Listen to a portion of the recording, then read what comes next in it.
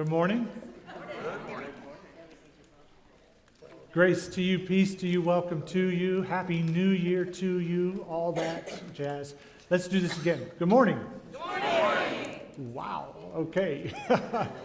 So I call your attention to announcements. There are all kinds of things going on as usual. There's a couple of things I want to lift up. One is that we will be having lunch at Beatitudes on Tuesday. And if you'd like a ride, you want to coordinate a ride from the church to the Beatitudes campus on Glendale, you let me know, and we will be happy to be there for you. The Beatitudes luncheon group has grown to quite a few people, and it is a very good and rowdy time. So we encourage you to come along and be a part of that. Then also want to put on your minds that we're going to be having Plug-in Sunday. Plug-in Sunday next week. We're really going to be making a big push for people to sign up for all the different things that we need help with over the course of the year, whether that's for greeters or for liturgists, communion servers, so forth on down the line. And so we'll be doing that. So I want to put that in your mind. We actually need people for next Sunday. So this is always kind of a catch-up thing that we do.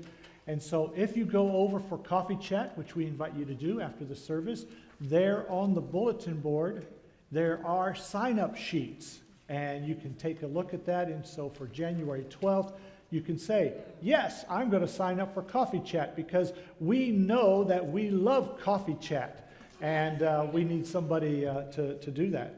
So there's that. And then, how many of you remember how we decorated for Advent Christmas? You remember how we did that? You remember what a circus it was? And what a good time, what a fun time. More participation, we all got together, we all did these things. Well, guess what we're going to do today after church? Undecorate.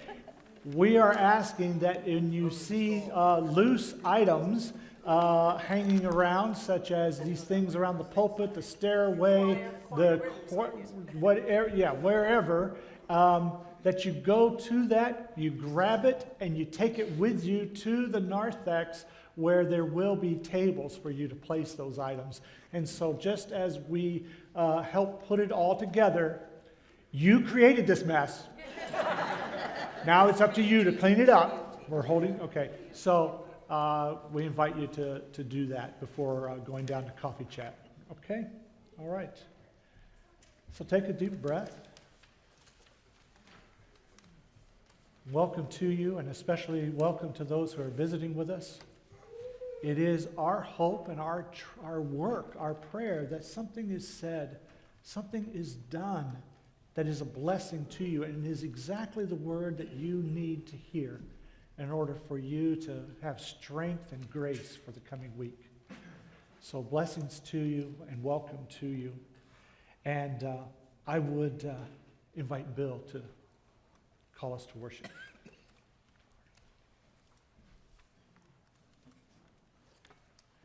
New Year's blessings to everyone. If you're comfortably able, please stand and join me in the call to worship. The Magi came from many places to see the baby Jesus. We too have come from many places to worship together and see the Holy Spirit in one another. The Magi brought gifts to offer the child. We too bring gifts, ourselves, our hopes, our dreams, the visions we see. The Magi traveled to Bethlehem and saw a great light. We too traveled to Bethlehem and then returned to our homes, moved by what we have seen. Arise, shine, for our light has come, and the glory of the Lord has risen upon the world. We're going to play this song through one time before we start singing it, because we have sung it before, but it was a long time ago, so this will help refresh your memory.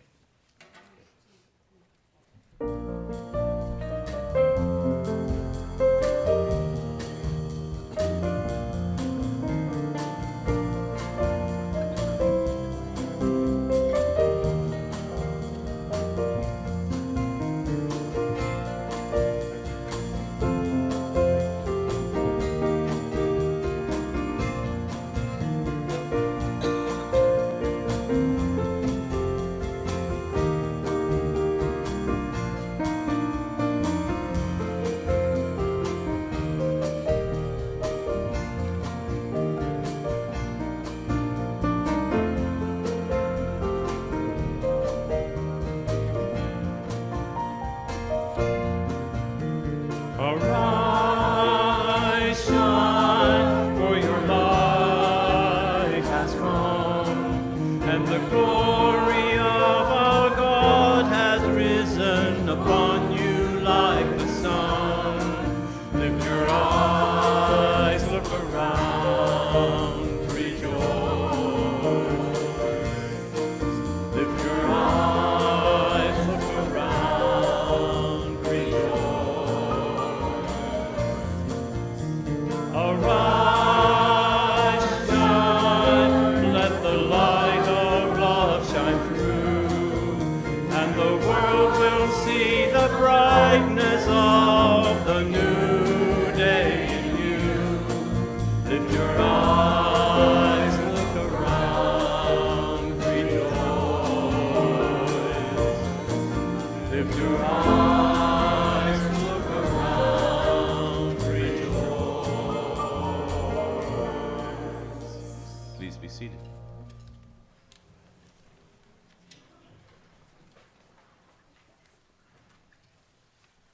Guiding God, bless us on the road we have chosen to seek your star.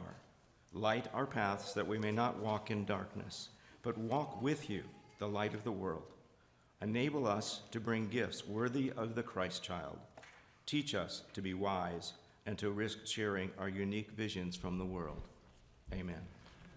Amen.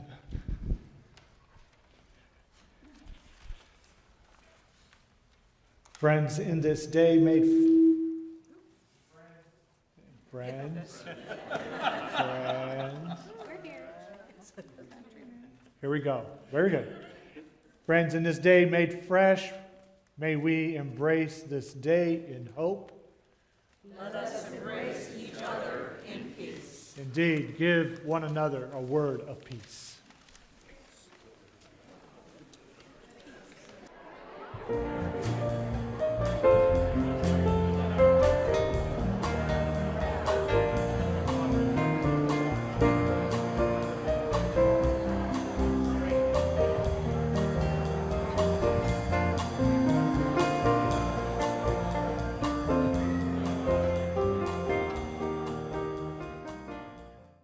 So here we are starting the new year, and this being the first Sunday of the month, we also have communion.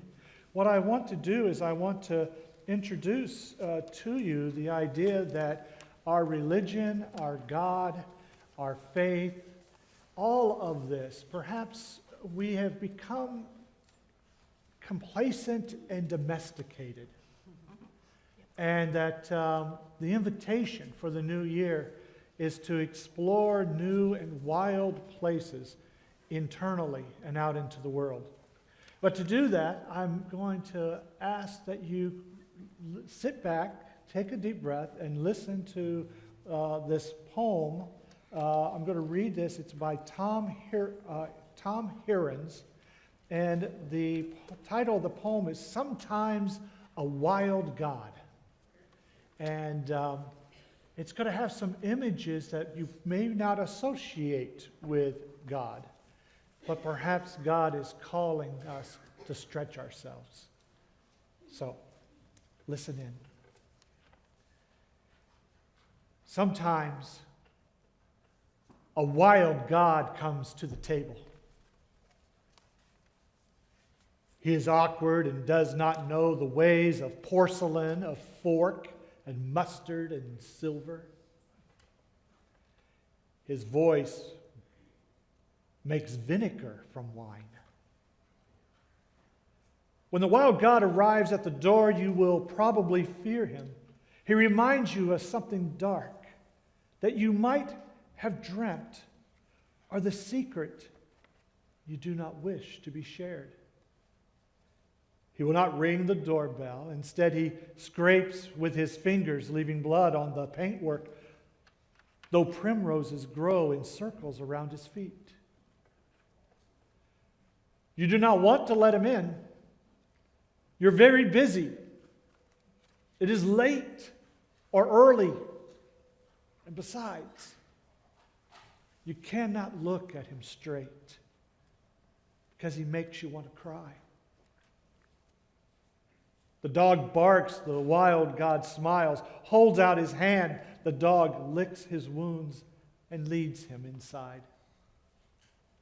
The wild God stands in your kitchen. Ivy is taking over your sideboard.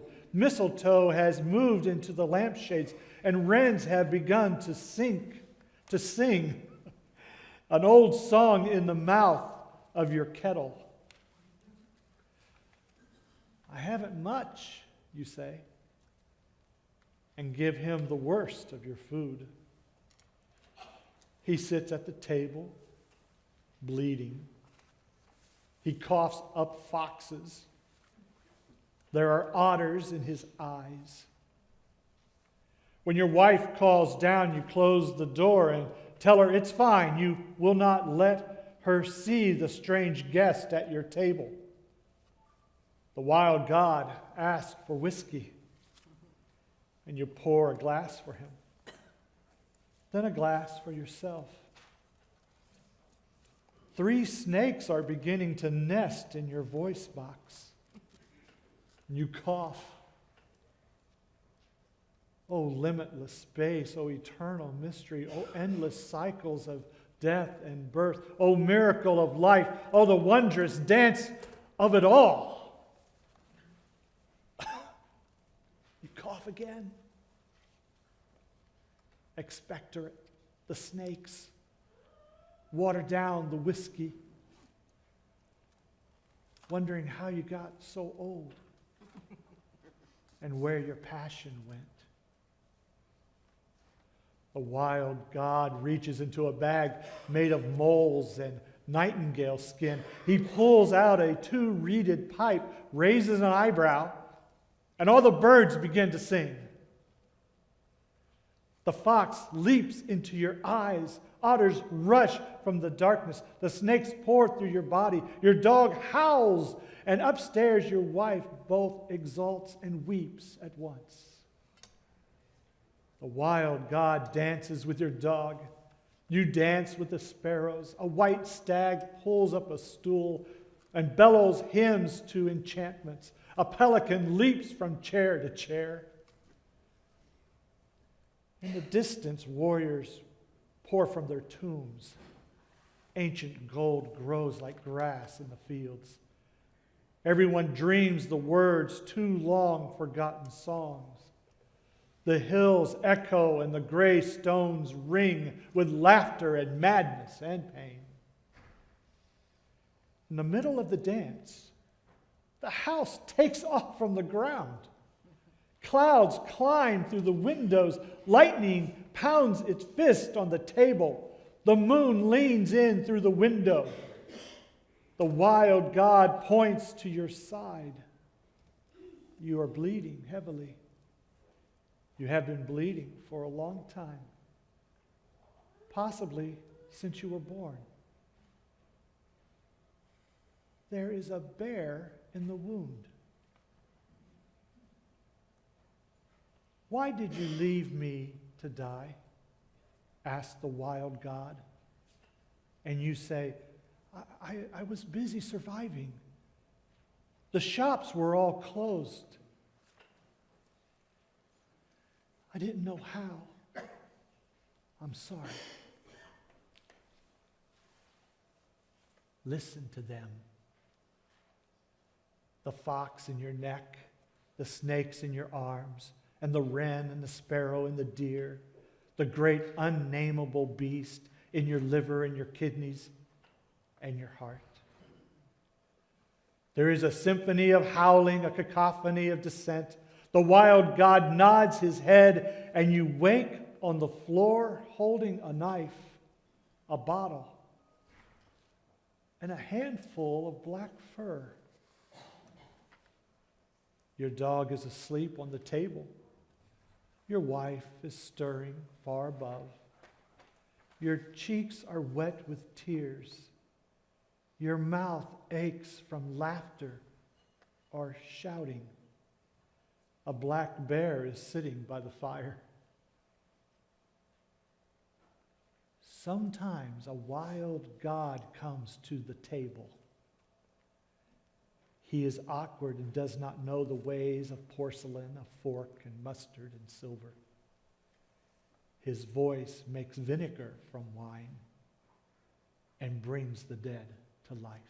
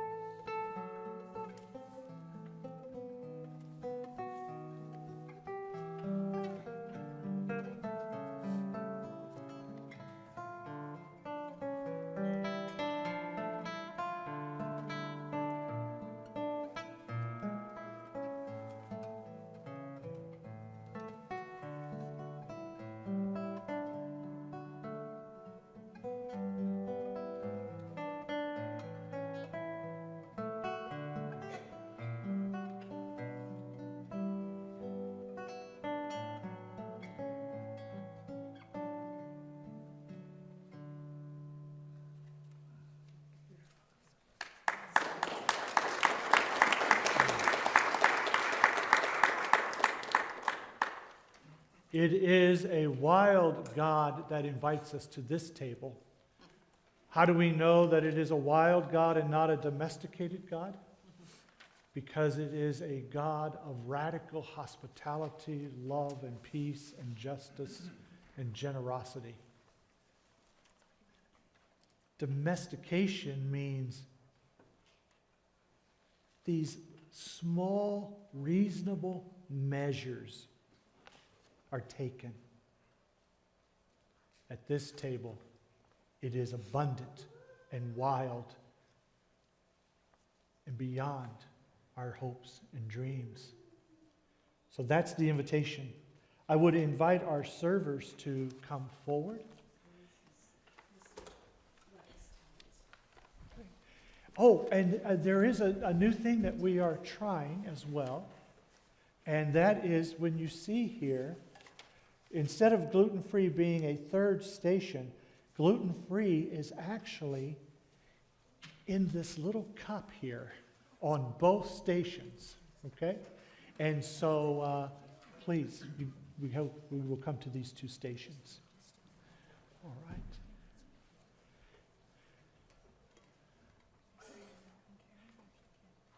Gene, will you help Karen?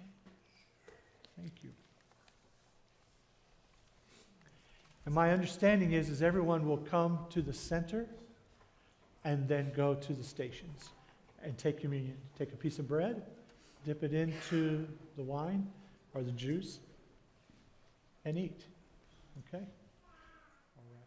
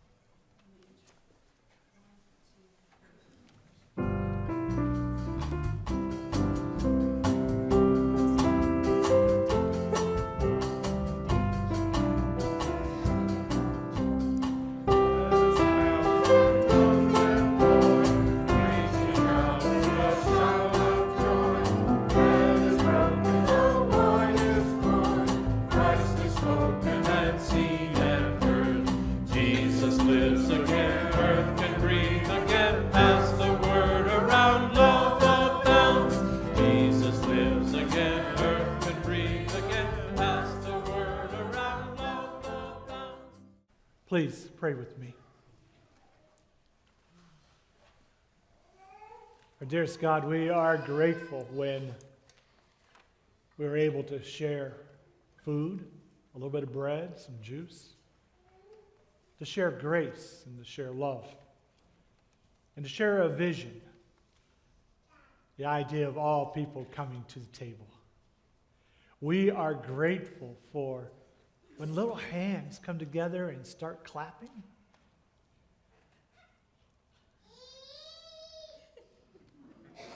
And for squeals. All these incredible gifts remind us how wonderful love is and how deep the good gift of life is. So, that's our celebration. Thank you for this table and being a wild God in our life. Amen.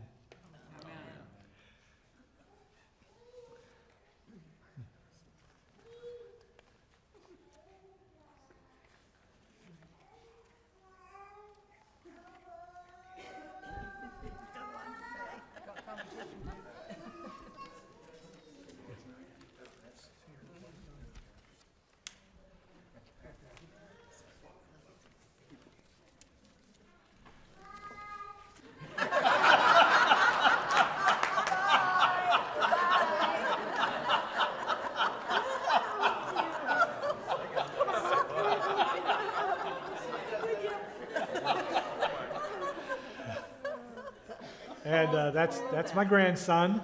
Yeah. All right. Wonderful. Those of you who have such devices, I would ask that you would pull them out and you would look up Girl with a Mandolin by Picasso. Girl with a Mandolin by Picasso. G-I-R-L. Girl with a Mandolin by Picasso. And when you have it, raise your device up so I can see that you have it.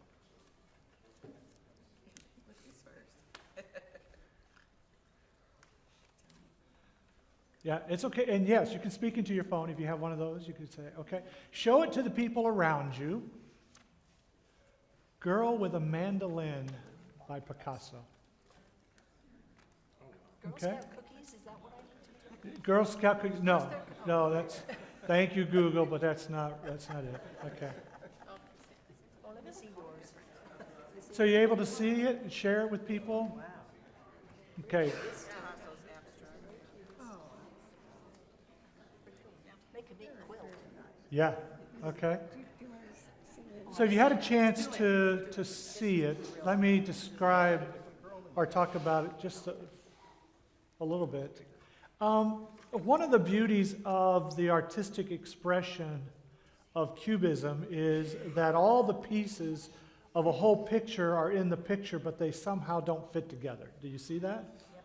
Right? Just to state the obvious, right? One of the questions such art would raise is, while it looks all blocky and fragmented and disconnected on the canvas, which is different from the way that it looks to the eye, the question is, does such cubism accurately convey the way life is? People's reactions to Picasso and other artists of Cubism were all over the place. Some would be glad and some would be sad. And the real issue is, what is going on inside of a person, and what is the lens that a person is using when they evaluate that kind of art? And hopefully those are some of the questions that the art evokes from the viewer. For example, some people would look at it and say, you know, I get that fragmentedness, I get that blockiness, I get that disconnectedness. And other people would say, oh my God, it looks like a 3-year-old did. Oh, the 3-year-olds do great art, by the way, don't misunderstand. But it doesn't look like a girl with a mandolin. And hopefully, though, that those are some of the questions that the art evokes from the viewer. And if so, then the art is doing its job and evoking such an internal process. That is its beauty. That is its aesthetic. And the question is, what does it say about the viewer? in terms of their ability, desire to embrace the art or to push it away. I use this as an example to say that our board and our staff and our life together as a congregation and the world that we live in, the world that we are called to love and to serve, is like a Picasso painting. It is blocky and it is fragmented, and we are in process and we are having crucial conversations. And over the next few weeks, I want to share some of those conversations with you leading up to January 27th. On the 27th, the Reverend Robin Kreider will be with us, and she will give us some story around the creation of our covenant. And so I've asked that Marilyn Rampley would speak and remind us and tell us, introduce us a little bit to who Robin Kreider is, to do that this morning as we prepare for the 27th. So, Marilyn, thank you for that. So, who is Robin Kreider? How many of you know that the classrooms beneath us are called the Kreider Center? Okay, and how many of you know why it's named that? Yeah. It was named after Robin. And she was the first director of religious education at Shadow Rock. And she and Bill Smith together were the two clergy people who started 45 years ago this church. Robin is one of those people that has immense creativity, and it just bubbles up from her. And she also has a lot of energy. She gets a lot of things done. She's a wonder. She's a force of nature, really. In the beginning, when we started, there were a small group of us who met weekly.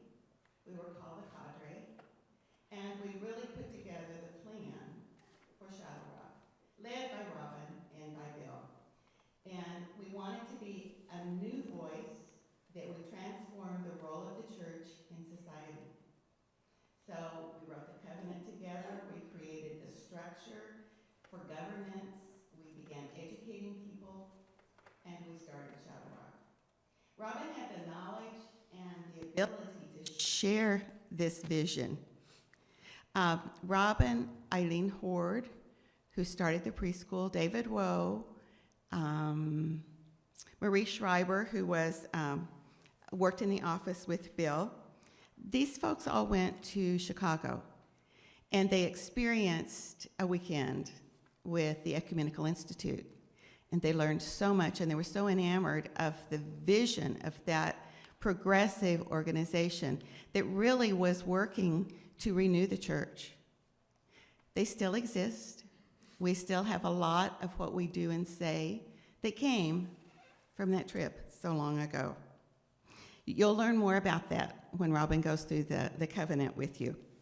So we have a tangible symbol that's around here that people ask about that also came from that organization. It's called the wedge blade.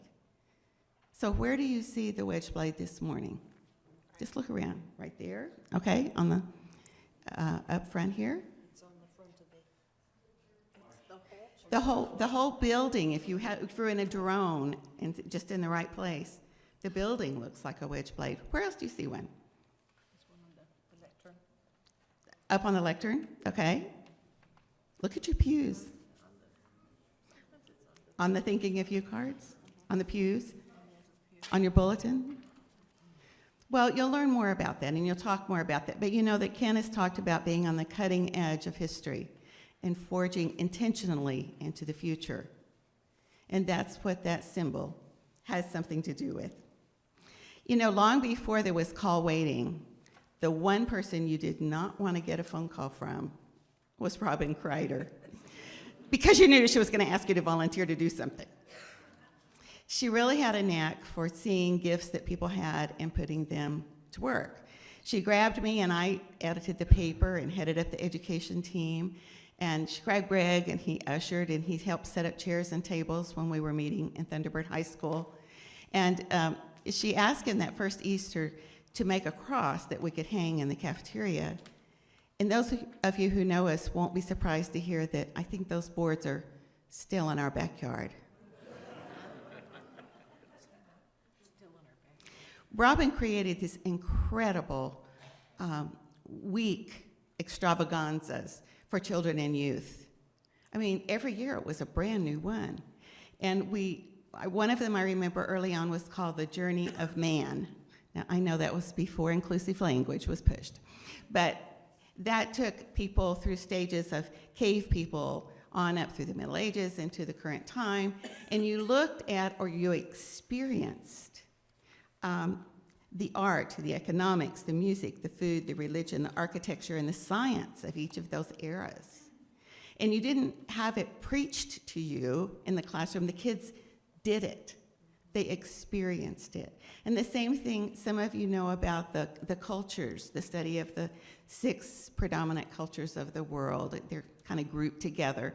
And that was called studying the Urs. Ur was the mythical first city.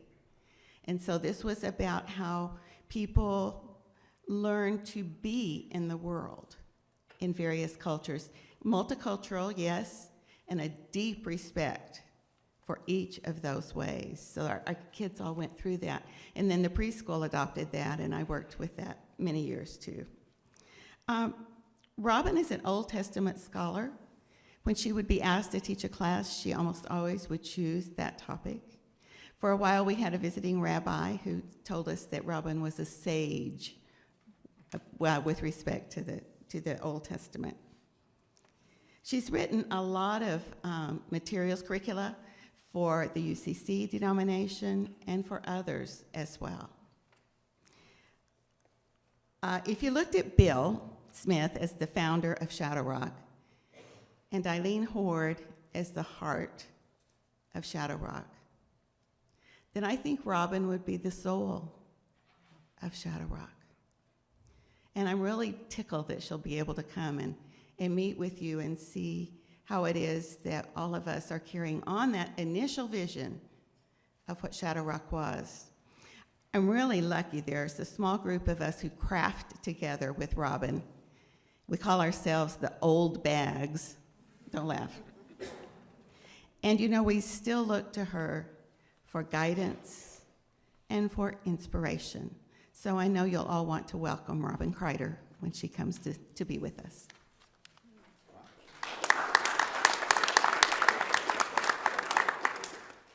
Thank you, Marilyn. And I would recommend, instead of calling yourselves the Old Bags, that you call yourself the Old Wineskins. Because that's where the best wine comes from, the old wineskins. All right. So this visioning process has been unfolding since late September 2018, and this is really a very short time. It's a short amount of time with a lot of work. And I think that we are moving like a giant snail. And this means that we're moving slow, but deliberately. It also means that, like the head of the snail, it is not where the tail is. So we are at different places in the process.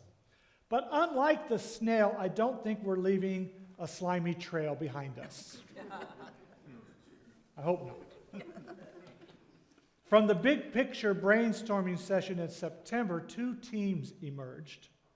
One team is dedicated to discuss how we can improve our governance, policy, procedure, decision-making process, and financial practices. A lot of that discussion is informed by a certain mindset. How do we manage? Can we manage better? It's about systems and control. And I am affirming the need for that, but I'm also encouraging that this group think about being entrepreneurial, innovative, and keep in front of them the question, what is the future we want to create together? The other team is dedicated to making our Sunday morning service a more impactful experience. All of us agree that we want our time together to be as positive of an experience as possible, but what does that mean? We want it to be more fun or more joyful. We want it to be more somber, quiet, prayerful, peaceful, and reflective. We want to leave with something to think about for the week, or we want to leave feeling emotionally fortified for the week.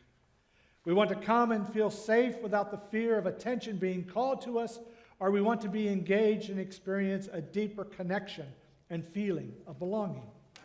We want to have a rowdy and energetic beginning and a quieter ending. We want to have a quieter beginning, but a toe-tapping, energetic ending. We want it energetic at the beginning and the end with quieter moments in between. We want sermons that teach. We want sermons with life lessons. We want sermons that hit home. We want sermons that are relevant to what's going on in the larger world. We don't want a sermon at all. We can add new elements to the service, or we can take our most cherished elements, like celebrations, and move them around. We want to add contemporary music, but contemporary to whose ears?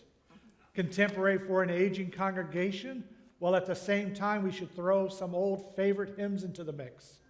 Contemporary for generations of people not here, hoping that if we offer contemporary music, they will come. Is contemporary music anything written after 1965, 1999, 2010? Perhaps contemporary has nothing to do with when it was written, but it has a matter of song content, theology, chord progression, and musicality. Is an old hymn jazzed up considered contemporary?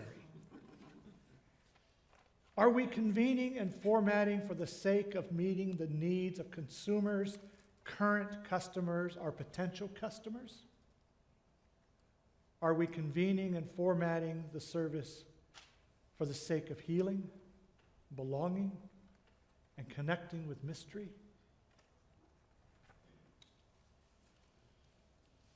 Is it all subjective and depends on how it makes you feel? Or is there a criteria that allows us to measure, or a wall of definitions we can throw ideas at and see which ones stick? Of course, the simple and honest answer to all of these questions is yes. However, simple answers will no longer serve us. We must study, talk, pray, and decide individually and corporately how to move forward. Again, I put in front of us the question, what is the future we want to create together? Now, I don't know the specifics. I've given a lot of specifics. I've tried a lot of different things, and of course that's where the saying, some will be glad and some will be sad, comes in. You want new songs. More sermon, less sermon, more prayer, move celebrations, feed your fever for more cowbell. We can do any of that. In general,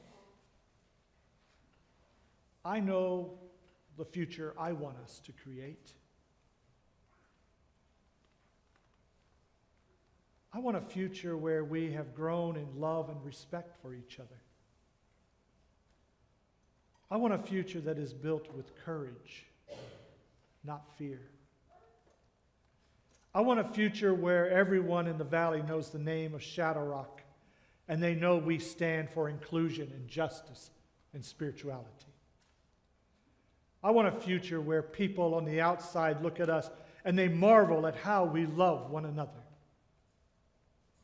I want a future for us that allows us to sing old and new songs without taking offense, because we have the maturity to recognize cultural context and are willing to sing it because it means something to a sister or a brother to hear it. I want a future where we are free from the old traditional models of church, and without apology, we make money for mission. And if we have to pay taxes, we're glad to do so because it helps build roads, pay teachers, and feed the poor. I want a future where all people feel safe, loved, and accepted, not only when they step on this campus, but whenever they meet any of us on the street. I want to create a future together where children and youth can be educated, affirmed, and empowered to change the world. I want to create a future where people in the middle ages of their life can share their gifts as the demands of their lives allow. So belonging to Shadow Rock is not an added burden, but a sanctuary from the routine demands of their lives. I want to create a future where retired people who have life experience, gifts, resources, and still some gas in their gas tank to find meaning and purpose for the third act of their life. I want to create a future where people discover their gifts and use them to meet the needs of others so that they may experience their greatest joy. I want to create a future where those who have given and given and given need a time and a place to rest and be loved into the next life.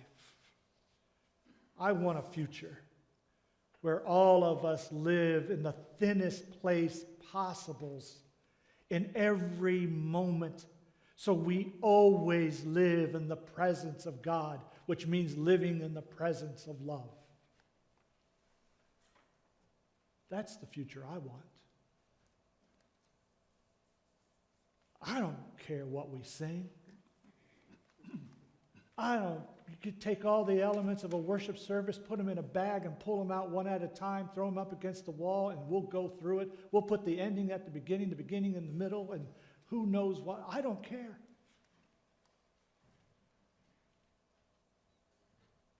I've shared with you the things I care about.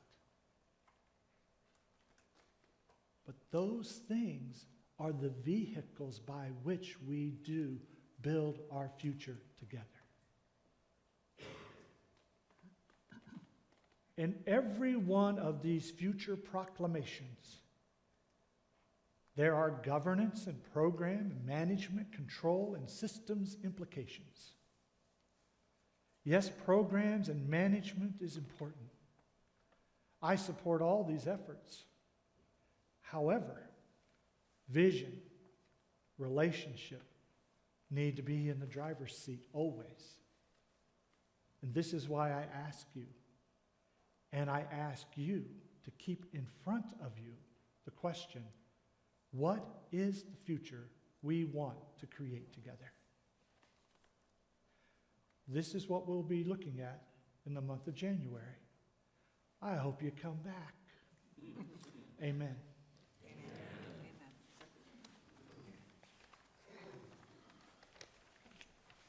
As we have received, so we give. We are all on this journey, and God blesses all gifts and all givers. Our offerings for the celebration of life in this place and beyond, for the furthering of justice, inclusion, and spirituality, shall now be received.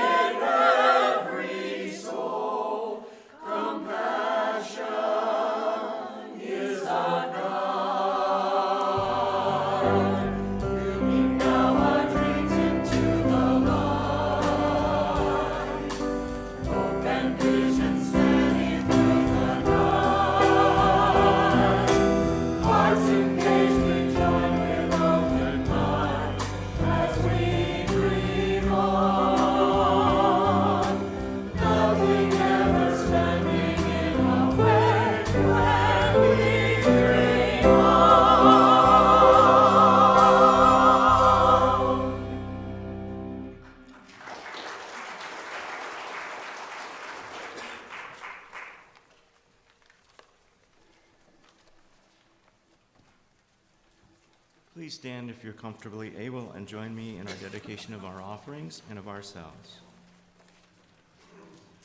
Time has now come for us to leave this sacred place.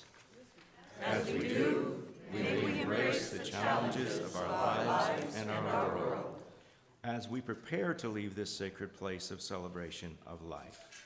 May we live lives of hope, be nurturers of a vision of wholeness, and serve as healers in a wounded world.